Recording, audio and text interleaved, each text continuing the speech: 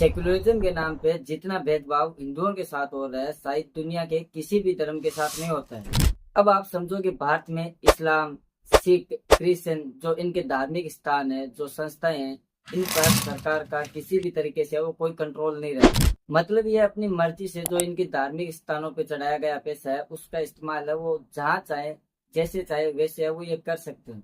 इनको वो पूरी तरीके से फ्रीडम है। लेकिन जब वहीं पे हिंदू मंदिरों की बात आती है तो हिंदू मंदिरों को ज्यादातर राज्यों में है वो राज्य सरकार है वो खुद कंट्रोल करती है। मतलब जो मंदिरों में पैसे आए, जो जमीन है वो दान दी गई है, पैसों का उस जमीन का कैसे इस्तेमाल करना है, कहाँ पे इस्तेमाल करना है, वो है वो राज्य सरकार तय करेगी।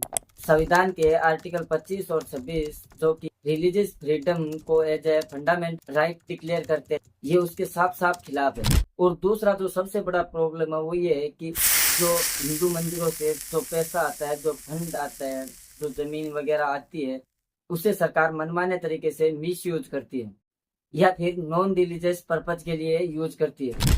हिंदुओं के मंदिरों के पैसे से गैर हिंदुओं को सब्सिडी तक है वो दी जाती है। देखो यहाँ पे वो मैं किसी धर्म को टारगेट नहीं कर रहा हूँ। मेरा मानना ये है कि बात सीधी सी है कि अगर फ्रीडम देना है आपको तो सबको फ्रीडम दो, और अगर नहीं देना है तो लगाम लगानी है तो सबके ऊपर है वो लगाम लगाओ।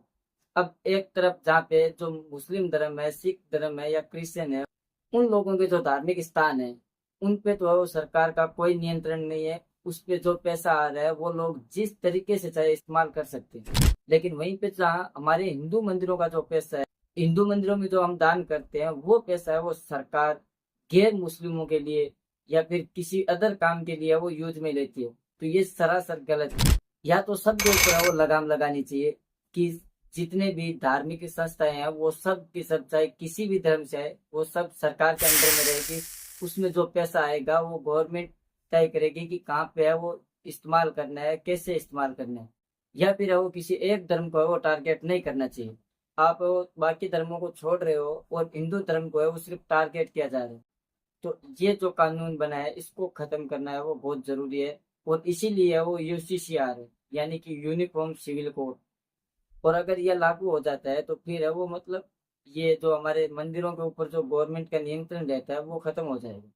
अगर आपको ये जानकारी अच्छी लगी तो कृपया करके वीडियो को लाइक कीजिएगा। चैनल पे अगर पहली बार विजिट कर रहे हैं तो चैनल को सब्सक्राइब कर लीजिएगा और पास के बेल आइकन के बटन को भी दबा दीजिएगा। तो चलिए मिलते हैं किसी नए वीडियो नए टॉपिक के साथ। तब तक के लिए जय श्री राम, जय सनातन धर्म।